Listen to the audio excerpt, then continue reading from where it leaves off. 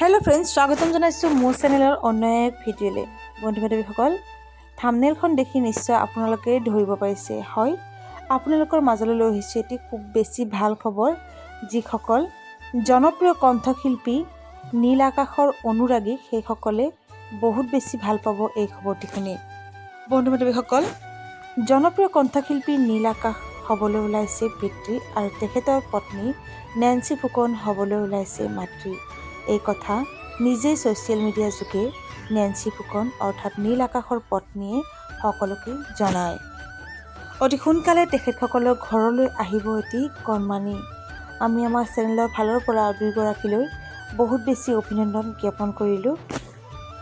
যদিহে আপুনিও নীল আকাশ আৰু নেন্সি ফুকনৰ অনুৰাগী, তেতিয়াহ'লে কমেণ্টত জনাবচোন। দুয়োগৰাকীকে শুভেচ্ছা আৰু আশীৰ্বাদ কৰিব যাতে আহিবলগীয়া সন্তানটি আৰু তেখেতসকল ভালে কুশলে থাকে।